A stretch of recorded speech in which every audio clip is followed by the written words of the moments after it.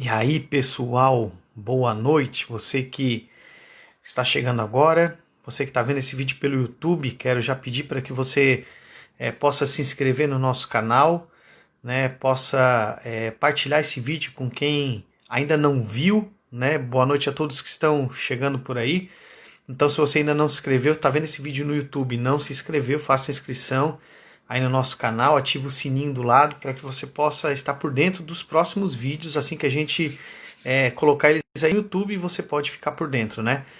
Então hoje a gente vai dar continuidade à nossa série sobre o Apocalipse, e aí eu quero fazer menção aos vídeos que nós já gravamos, né? Nós já gravamos 3 vídeos, um com um panorama geral, a maneira como se deve ler o livro do Apocalipse, né? Tem uma maneira correta de ler, e tem uma maneira errada, né? E muita gente, a maioria das pessoas vão pela maneira errada, e aí obviamente elas não compreendem porque não conseguem ler, né, da maneira correta o livro. Então tem um panorama geral, depois eu falei sobre o capítulo 1, e no vídeo passado, que eu fiz na segunda-feira, aí nós falamos sobre aí o capítulo 2 e 3, né? Boa noite, Renata, boa noite, Cleonice, pessoal que está chegando por aí, Michele, Doug, meu brother, está chegando por aí também, um abraço a todos. Sejam aí bem-vindos, né? Hoje é o nosso quarto vídeo, né? Então hoje nós começamos o Apocalipse para valer.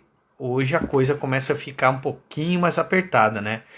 Nós, relembrando um pouquinho, nós falamos ali fizemos o panorama geral do livro e nós meio que andamos assim por um caminho um pouco mais conhecido, né? Não há muita dificuldade em ler o capítulo 1, 2 e 3, né? Principalmente 2 e 3, que são cartas pastorais diretas aí para as 7 igrejas do Apocalipse. É uma coisa um pouco mais tranquila, mas quando a gente começa o capítulo 4, aí as coisas mudam um pouquinho de figura, né? Então agora a gente vai mergulhar aí para valer na questão do livro e das visões, né, que João teve. Já começou um pouco ali no capítulo 2 e 3, mas hoje a gente vai entrar aí com tudo, tá? Então eu peço que você pegue a sua Bíblia e nós vamos ler algumas coisas aqui a respeito deste capítulo, tá? Lembrando, reforçando, é importante que a partir de agora, tá? A partir de agora é muito importante. Talvez você chegou aqui hoje, tá vendo esse vídeo pela primeira vez. É importante que você tenha pelo menos uma noção do que nós falamos no vídeo passado, tá? Ou nos vídeos passados, né? A Renata perguntando quantos vídeos ao todo do livro do Apocalipse. Aproximadamente 22 vídeos, né? Porque seriam 23, são 22 capítulos mais a introdução, mas como no vídeo passado eu acabei compilando num vídeo só, capítulo 2 e 3, a previsão é que tenhamos aí o total de 22 vídeos, né? Exatamente eu quero fazer isso por quê? Para que, como são muitas informações, né, para dar tempo de a gente estudar juntos, ler juntos, e para que vocês possam também absorver isso da melhor forma. Quero pedir aí que vocês possam espalhar esse vídeo para quem de repente está online, você sabe aí, vai convidando o pessoal para chegar, né? E não esquece de se inscrever lá no meu canal no YouTube, tá? Daniel De Luca, só procurar lá, ativa lá as notificações, porque os vídeos daqui vão para lá mais tarde para ficar registrado também. Tá legal? Claro, vai estar no meu IGTV também. Então, quero reforçar você que está vendo hoje pela primeira vez, veja os vídeos passados, porque assim, ó, quem chegar agora mais para os próximos vídeos, né, eu vou tentar fazer uma introdução que você possa, mesmo que você não viu os outros vídeos, você possa entender alguma coisa ou entender todo o vídeo, mas o ideal é que você veja todos os vídeos, tá? Então, convide as pessoas para ver os vídeos, mas principalmente rever temos aí já 3 horas de material, né? Cada vídeo tem em torno de 1 hora, então são 3 horas de material, é bastante coisa e eu tento resumir da melhor forma possível, tá, gente? Então, vamos começar? Capítulo 4 de Apocalipse. É interessante, isso aqui é legal. O texto, né, o título deste capítulo, A Visão do Trono de Deus, tá? Apocalipse, capítulo 4. E aqui, gente, começa a abertura dos selos, né? Lembram? São 7 selos. Aqui começa, então, a abertura dos selos. Esses capítulos é interessante porque, assim, ó, há uma divisão E eu quero que você anote isso. Se você tem caneta e papel na mão, é sempre importante você ter caneta e papel nas mãos para anotar o que eu vou estar falando, né? Depois eu vou colocar um resumo básico ali no YouTube, mas isso aqui é muito legal que você comece a perceber e a entender. Esses capítulos eles vão se dividir em duas partes. Grave isso. Os capítulos 4 e capítulo 5, ou seja, o vídeo de hoje e o vídeo da semana que vem, nós vamos ver uma cena de abertura que ela acontece no céu, tá? Então, tanto o capítulo 4, que nós vamos falar hoje, e tanto assim como o capítulo 5, são cenas de uma abertura, tá? Uma cena de abertura da visão, ela acontece no céu, não é na terra. Ela é no céu. E depois, entre os capítulos 6 e 7, ou seja, semana que vem, na próxima semana, assim nos permitindo Deus, nós vamos falar dos capítulos 6 e 7, tá? E aí a gente vai ver a abertura dos 7 selos, ok? Então hoje e semana que vem no começo a gente fala do capítulo 4 e 5 e posteriormente 6 e 7.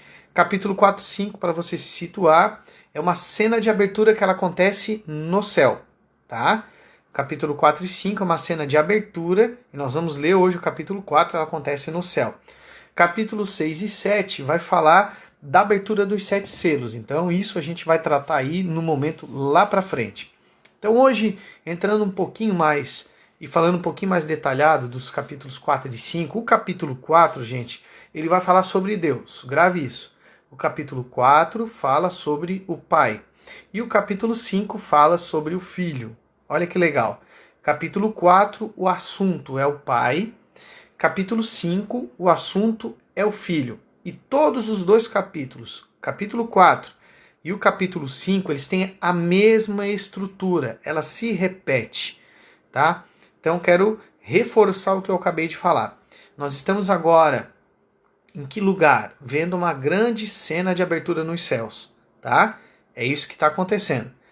E aí nós temos o capítulo 4 e 5, os dois capítulos, eles vão falar dessa grande cena de abertura nos céus.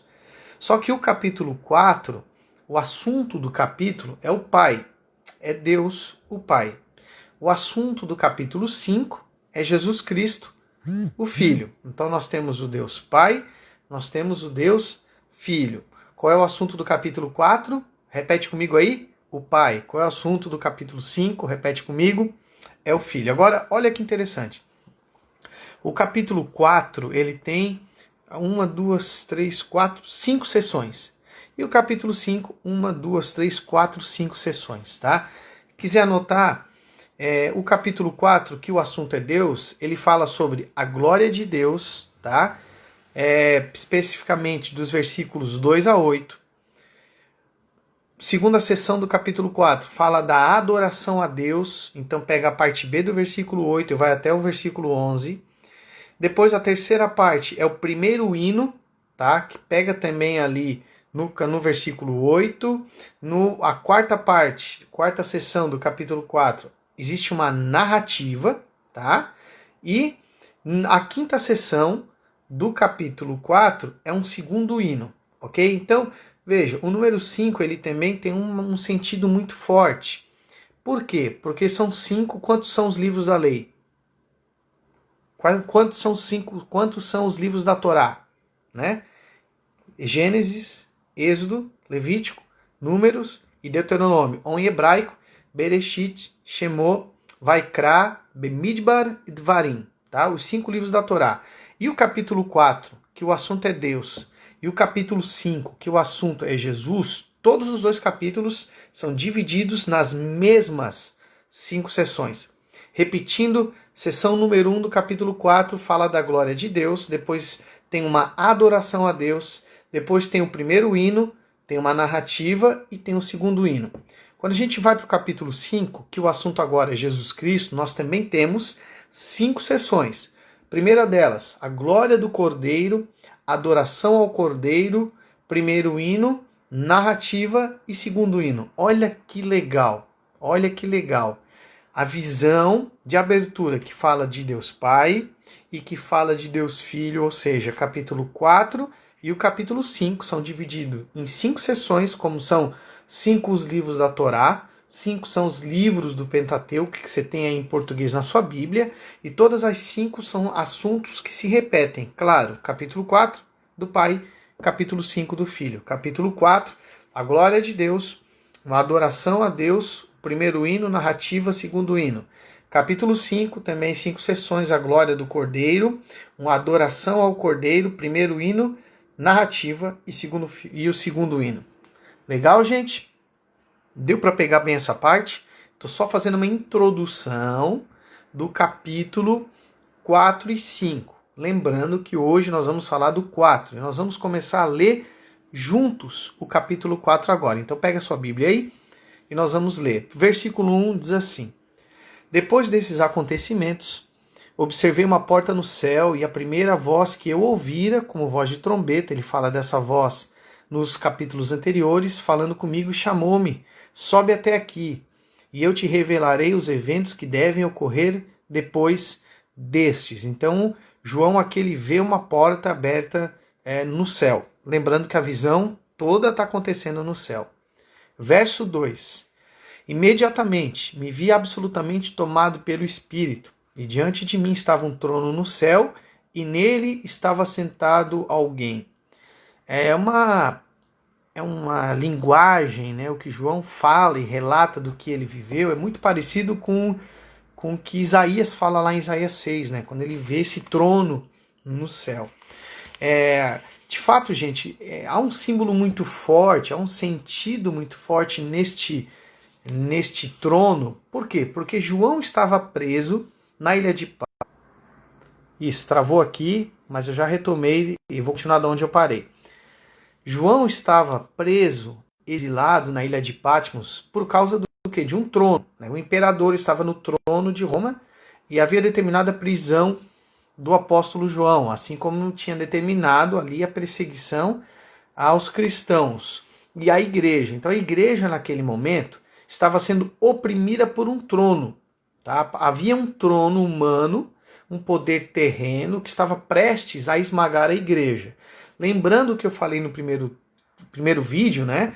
Da cabeça de quem estava ouvindo essa mensagem. Não é alguém que está com o smartphone na tranquilidade da sua casa ouvindo uma outra pessoa falar. Eles estavam nas catacumbas, eles estavam fugindo, né? Havia um temor no ar exatamente porque havia uma forte perseguição, né? Da parte dos judeus e da parte do Império Romano e dos pagãos em geral.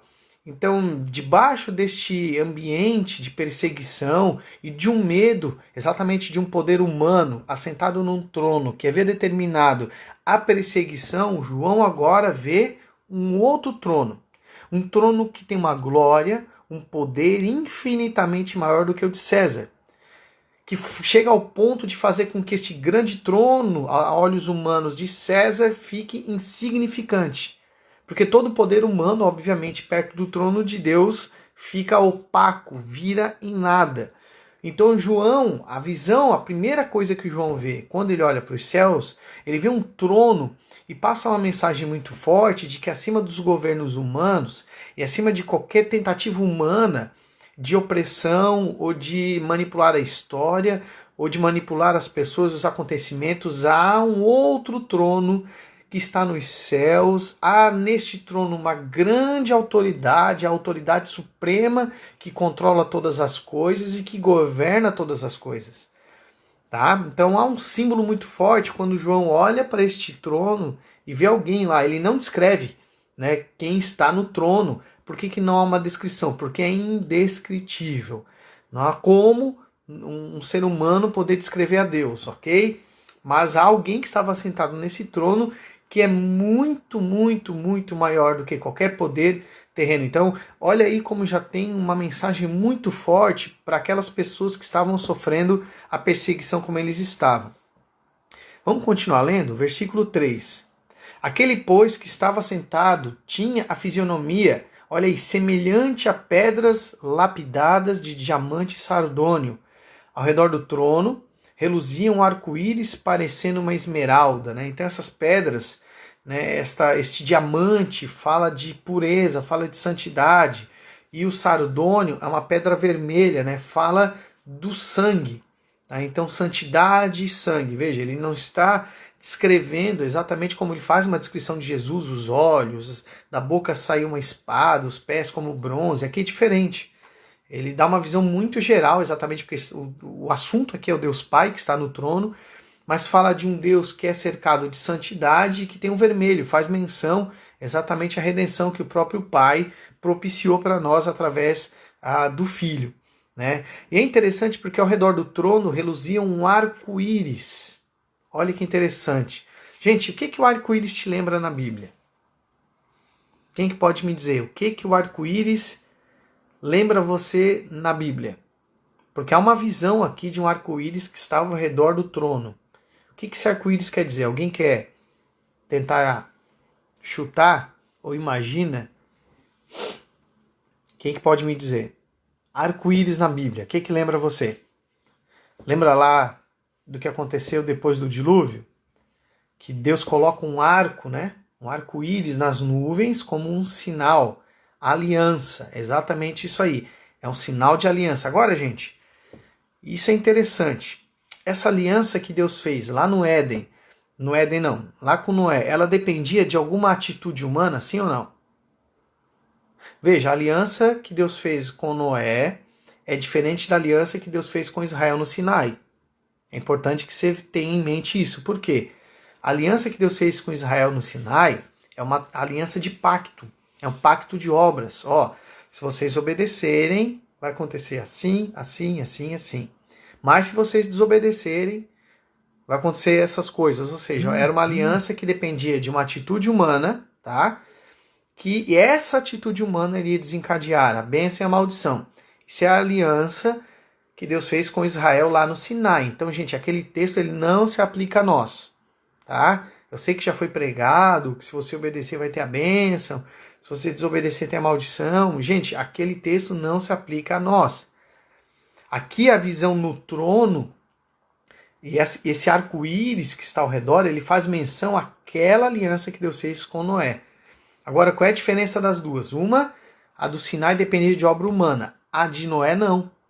Né? O próprio Deus jura fidelidade com base nele mesmo, independente de obra humana. Ou seja, a aliança de Deus lá com Noé é uma aliança de graça, da graça, exatamente porque não dependia de qualquer obra humana. Né? E hoje, do mesmo modo, nesta aliança que Deus fez conosco por meio de Cristo, não é por causa das nossas obras, mas é por causa da obra de Cristo.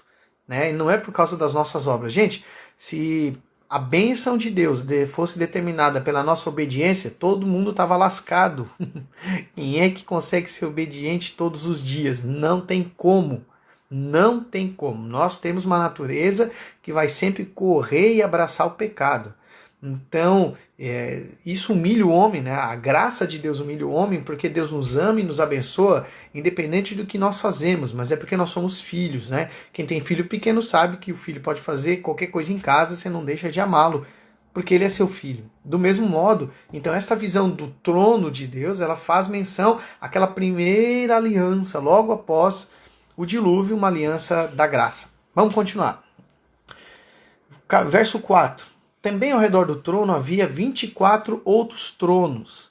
Vi assentados sobre eles 24 anciãos, vestidos de branco e com coroas de ouro sobre a cabeça. Gente, o que é isso aqui? Né? O que é isso aqui? Havia ao redor do trono, então está falando do Deus Pai, falou desse grande trono do governador de todas as coisas, do nosso Deus, e que ao redor havia 24 outros tronos. E nesses tronos haviam 24 anciãos vestidos de branco e com coroas de ouro sobre a cabeça. O primeiro texto, né, o primeiro vídeo que eu fiz sobre o Apocalipse, eu falei algo bem importante, eu quero ressaltar aqui, que é uma regra de ouro quando nós olhamos para as Escrituras e vamos interpretá-las, né, que a Bíblia interpreta a própria Bíblia.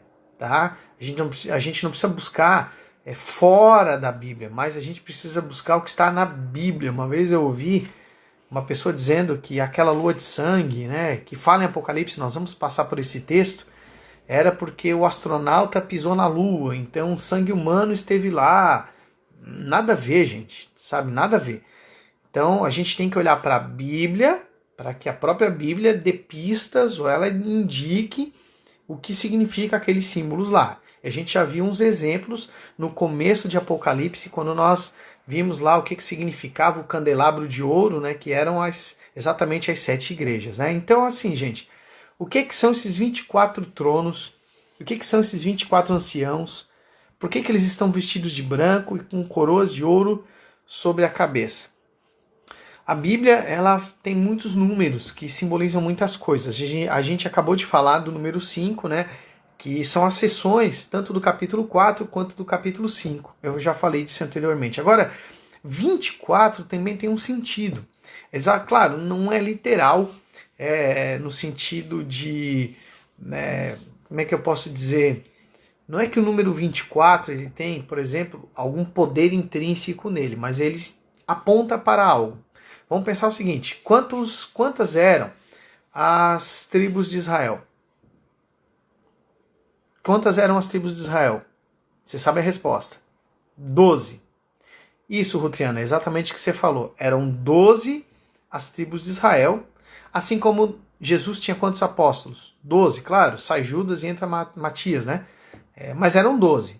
12 discípulos, 12 apóstolos.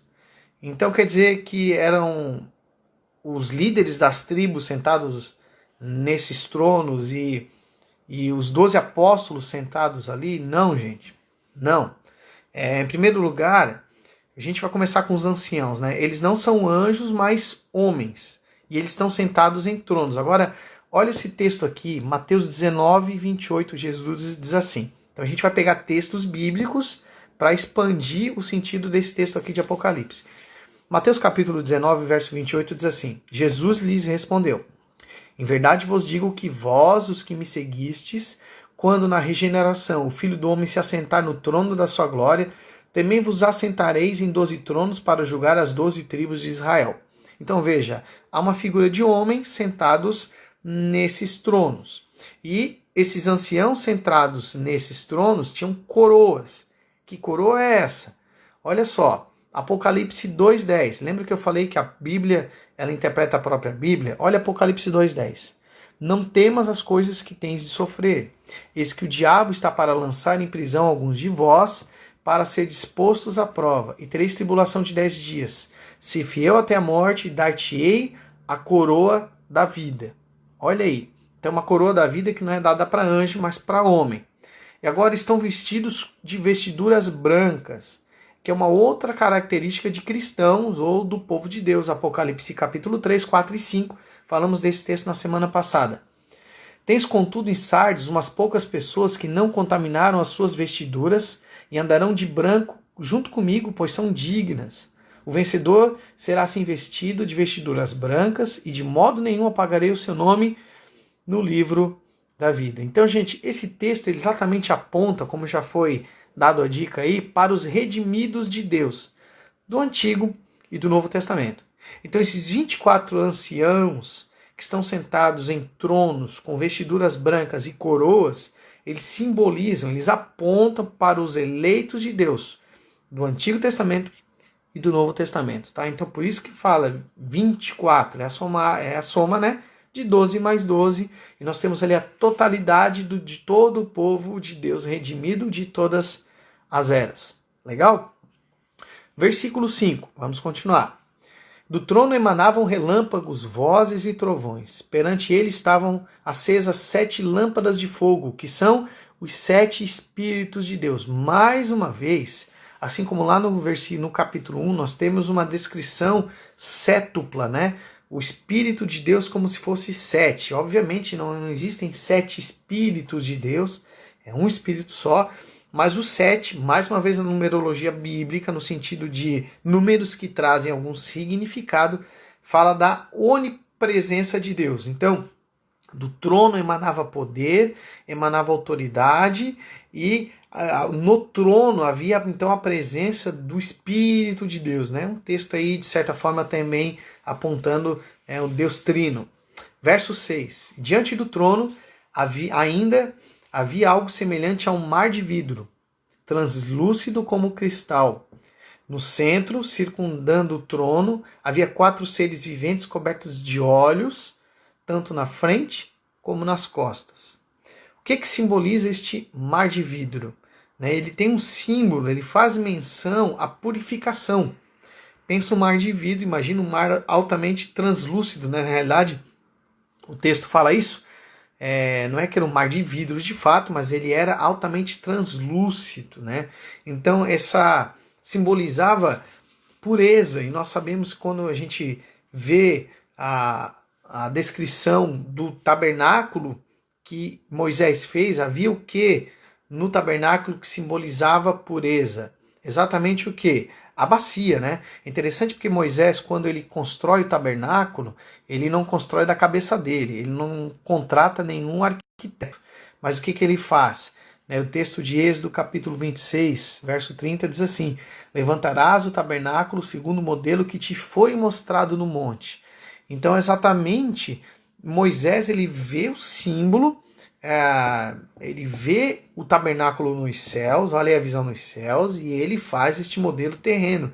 Então esta pia de bronze, né, aquela pia que tinha água, simbolizava pureza e santidade, tá legal? E aí também havia 4 seres viventes. Aqui podem ser seres angélicos, tá? Mas eles simbolizam a natureza, a criação. É interessante porque o número 4 ele faz menção às coisas criadas, né?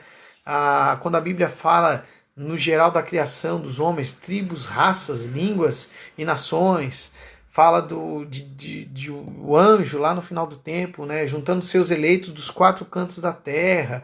Então faz menção agora, veja, a natureza criada. Olha que símbolo poderoso, nós já vimos o trono, ao redor do trono os eleitos de todas as eras, do Antigo e do Novo Testamento, e ainda debaixo disso, né, ou junto disso, toda a natureza criada. O que é isso, gente? É uma preparação. Preste atenção. Tudo isso é uma preparação para o momento em que Jesus vai entrar em cena, quando ele vai pegar o livro da mão de Deus.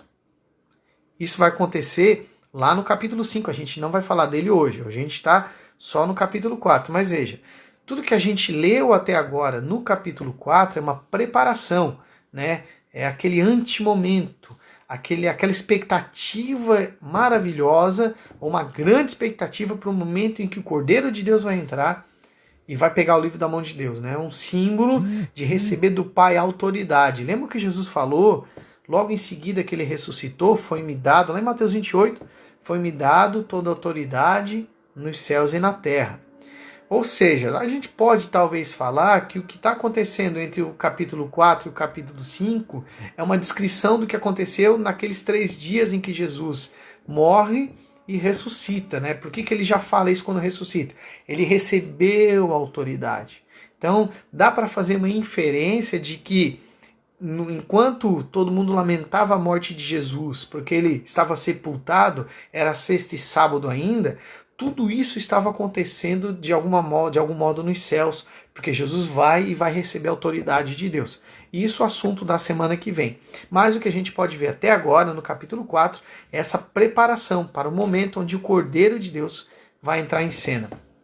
Então veja, no capítulo, até a gente vê aqui então agora a criação louvando a Deus. Ainda não fala em redenção. E aí o capítulo 4 termina dessa forma, né?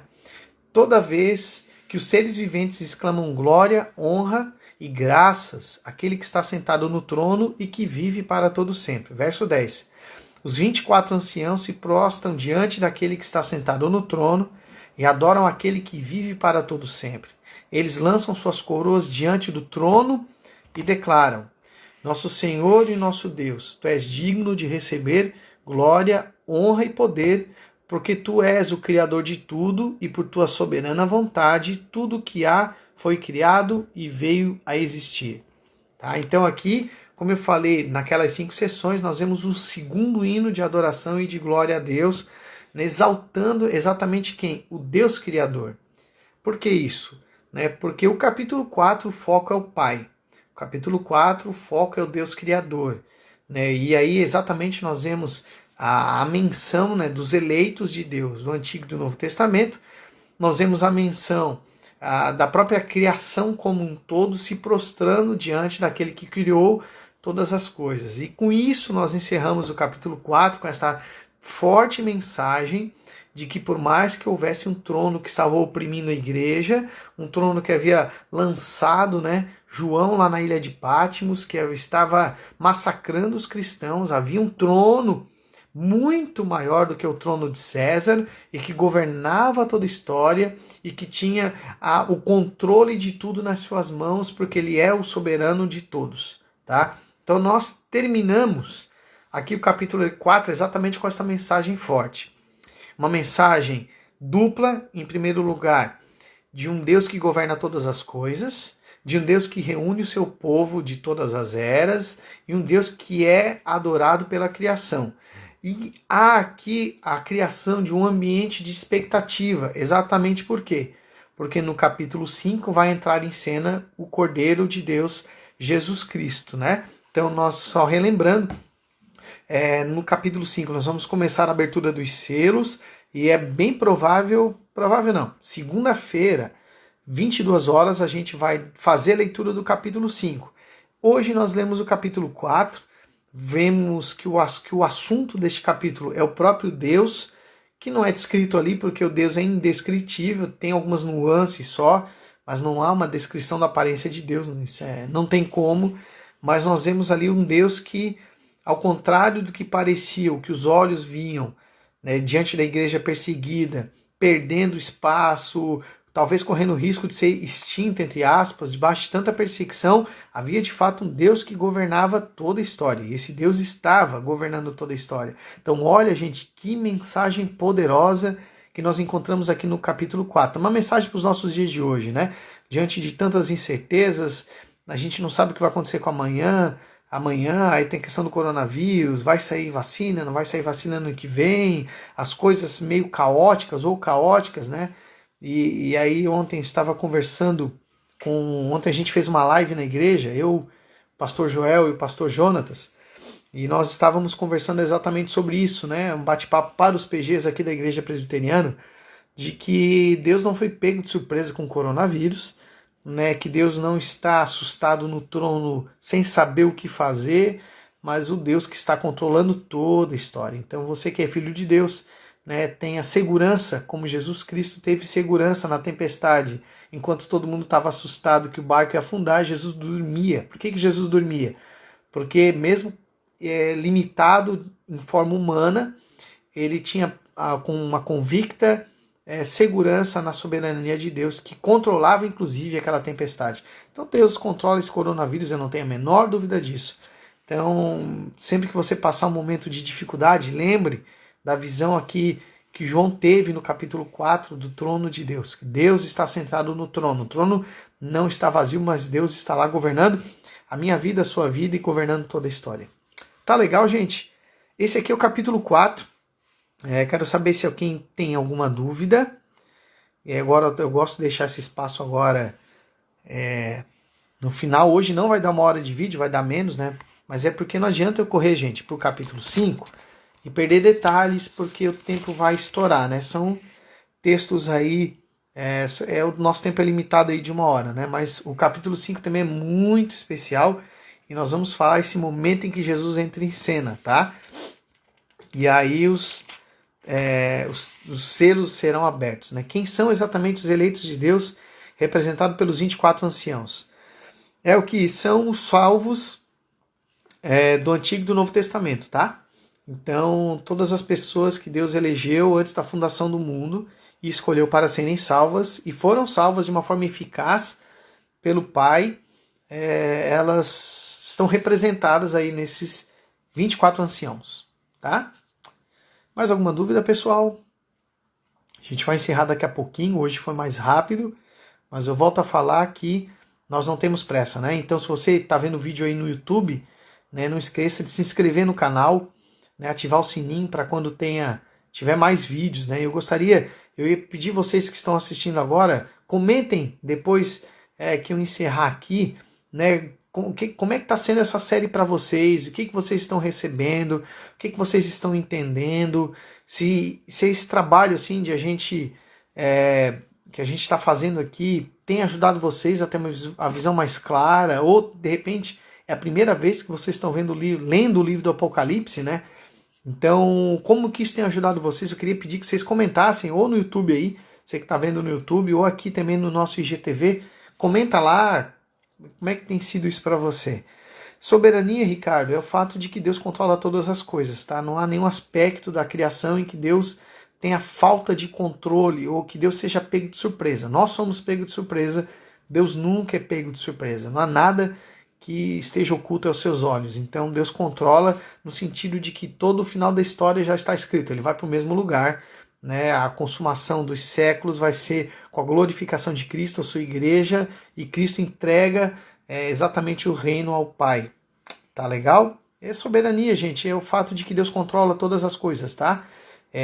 Tem uma ideia errada que o diabo luta com Deus, gente. O diabo nunca vai lutar com Deus. O diabo é um ser criado e Deus é o criador. Na realidade, o diabo só pode fazer aquilo que Deus deixa, aquilo que Deus dá a anuência para que ele faça. Lembra da história de Jó? Antes de tocar em Jó, o que o diabo teve que fazer? Deus, eu posso mexer nele? Pode, mas só até ali. Deus, e agora? Não, pode, mas só até ali. Então, fiquem tranquilos com relação à sua própria vida, né? Porque a Bíblia fala ainda que possam matar o nosso corpo, eles não podem tocar a nossa alma, né? O nosso espírito. Então, esse que nós devemos temer, esse é o nosso Deus, tá? Mais alguma coisa, gente? Podemos encerrar? Novamente, queria pedir, né, para que você possa comentar aí, dizer, né, para mim ter um feedback como é que está sendo essa série, se tá bom essa caminhada, né? A gente não quer ir com muita pressa, exatamente para que vocês possam compreender bem a mensagem. Não adianta ir com pressa, porque a gente vai atropelar as coisas e não vai entender nada. No YouTube eu vou deixar exatamente essa questão do esqueleto desse capítulo aqui para vocês lá, tá? Se você não conseguiu entender. A Rita perguntou como você vê o eleito, pré-escolhido por Deus. Exatamente. Deus escolheu antes da fundação do mundo, tá? O eleito é isso. E aí, a dica que eu dou é ler Romanos 9, né? Não depende das nossas obras, né? Tem uma ideia errada, né, de que Deus elege porque sabe que nós vamos escolher Ele. Gente, isso não existe. Se Deus me elegesse porque eu iria escolhê-lo, já é salvação por obras. Você entende? Nenhum ser humano tem capacidade de escolher a Deus. O ser humano natural, em primeiro lugar, ele está morto. Em segundo lugar, a tendência dele é sempre para o pecado, para a rebeldia, para correr para longe de Deus. Eu acho que talvez depois da série de Apocalipse a gente faz uma série sobre salvação. Acho que vai te ajudar bastante e vai te dar muita segurança, tá? Isso é que é legal. Mas assim, basicamente, Deus escolhe pessoas, tá? Para que ele escolhe essas pessoas antes da fundação do mundo, e não havia nenhuma obra que nos capacitasse a sermos escolhidos por Deus. E quando Deus escolhe alguém, em determinado momento, ele derrama do Espírito, que convence do pecado, da justiça e do juízo, muda o coração do homem, como está escrito em Ezequiel, né? Tira o coração de pedra, coloca um coração de carne e faz com que nós obedeçamos os seus mandamentos. Ou seja, nem a nossa obediência é fruto das nossas vontades. A gente só obedece a Deus, gente, porque o Espírito Santo está dentro de nós e nos faz obedecer. Sem a ação do Espírito, nós seríamos 100% rebeldes, tá? 100% rebeldes. Por que você separou esse tempo para ficar me ouvindo aqui e não tá vendo Netflix? Porque alguma coisa dentro de você te chamou a atenção. Opa, deixa eu aprender um pouquinho mais sobre Deus. E você só quer aprender mais sobre Deus, só existem pessoas que aprendem mais sobre Deus porque essas pessoas, há algo dentro delas que as impele, que as move em direção a Deus, que é o Espírito Santo. Por isso que eu falo, né, que o crente não perde salvação, tá? Esse é um assunto para um outro dia que a gente fale sobre salvação. Mas o crente, ele não perde salvação. Ele não vai perder. Mas então, eu posso viver de qualquer maneira. Não, o verdadeiro crente nunca vai viver de qualquer maneira. Você entende? Por quê? Porque dentro dele tem o Espírito Santo que, na hora que ele pisa na bola, o Espírito Santo gera arrependimento nele. Gente, a segurança da salvação não é as nossas obras, é maluquice pensar. Pensa comigo. Pensa só comigo. Imagina que você perdesse salvação. Aí deixa eu te perguntar, você peca todos os dias, sim ou não? Sim. Todos nós pecamos todos os dias. Então a gente ia perder a salvação todos os dias. Quantas vezes por dia? Acorda salvo, pecou 10 da manhã, perdeu a salvação. Aí se arrependeu meio-dia, tá salvo de novo. Aí pisou na bola às 2, perdeu a salvação. 3 horas, se arrependeu, tá salvo de novo. Aí 5 horas, perdeu a salvação de novo. Vai dormir, e agora? Tô salvo ou não tô salvo? Gente, isso é uma maluquice viver assim, tá? Isso é a loucura de basear a nossa fé em obras. Então, a nossa salvação, ela depende única e exclusivamente de Jesus Cristo. O evangelho que fala mais sobre isso, tá? João. Né? Lê João, se a gente pudesse falar assim, tá errado o que eu vou falar, mas dá para entender assim, o evangelho mais calvinista de todos é João. Lê João que você vai se assustar com o que Jesus fala, né? Por que os fariseus não ouviam a voz de Jesus? Porque eles eram filhos do diabo, eles não eram filhos de Deus. João 10, 29 fala, olha, as ovelhas que eram de Deus e que o Pai me der, nenhuma delas eu vou me perder, tu entendeu? Então, gente, mas é um assunto para outro dia, tá? Nosso foco, por enquanto, é Apocalipse. Tá legal? Então, só deixar claro aí que eu acho que, tomara que eu tenha explicado um pouquinho o que é eleição, né? Mas isso é um assunto bem legal para a gente tratar em um outro momento, né? A eleição incondicional. Deus nos escolhe exatamente porque Ele nos ama e escolheu nos amar. Não é porque a gente ia ser bonzinho, entre aspas, ou porque a gente um dia ia escolher a Deus. Isso não existe. Joia? Mais alguma coisa, pessoal? Já está dando o nosso horário. Eu acho que é por isso. Podemos parar por aqui, né? Espero que tenham gostado desse vídeo. Quero reforçar e pedir para vocês ajuda, né? Se inscrevam no canal de Daniel De Luca, lá no meu YouTube, tá? Tá lá Daniel De Luca, ativa o sininho, compartilha esse vídeo, você que está vendo agora ao vivo e vai ver no IGTV depois, escreve lá como é que esses vídeos têm te ajudado a entender o livro ou a talvez deixar a sua fé um pouquinho mais profunda, e eu já fico muito feliz com isso, se eu tiver atingido, esse é o meu intuito, né? Mas compartilha, deixa eu ouvir vocês um pouquinho também como é que tem sido isso para vocês, tá? E da nossa parte a gente vai continuar estudando e trazendo todas as informações possíveis para você aí. Nosso próximo encontro, segunda-feira, 22 horas, tá? Eu vou mudar o horário para as 22, que fica melhor, porque tem gente que tem reunião da escola, tem reunião do trabalho, e 21 horas, até para mim que vem da farmácia, fica um pouquinho atropelado. Então 22 horas é um bom horário, a gente termina antes das 11, ou no máximo 11 horas. Então segunda-feira, 10 horas a gente está aqui para falar do capítulo 5, tá? E aí na quinta-feira que vem a gente vai falar do capítulo 6. Então só lembrando, capítulo 5, nós vamos ver o Cordeiro de Deus entrando em cena. Olha que legal, cria expectativa, imagina um grande filme e de repente é uma visão de Deus, uma visão do trono, né? E de repente, uau, quem vai entrar? Jesus vai entrar. O que vai acontecer quando Jesus entrar? O que vai acontecer quando o Cordeiro de Deus estiver diante do trono do Pai? A gente vai descobrir semana que vem, quando a gente lê o capítulo 5. Tá legal? Um forte beijo. Obrigado a todos. Não se inscrevam de assinar o meu canal lá no YouTube. Não se esqueçam, eu peço novamente, né? Coloquem aqui um pequeno depoimento, ou como é que, nos comentários aí, como é que tem sido esses vídeos. E tem um aviãozinho ali, ó. Espalhem esse vídeo aí pro pessoal, para que todo mundo possa ter usufruir disso aí. Tá legal, gente? Obrigado de coração pela presença de todos aí. Este rebanho, entre aspas, meu rebanho, não é meu rebanho porque eu não sou pastor, mas este rebanho aí internauta, muito bom estar com vocês, né? Qualquer coisa, estamos na área. Forte abraço, um beijo a todos e até segunda-feira. É nóis!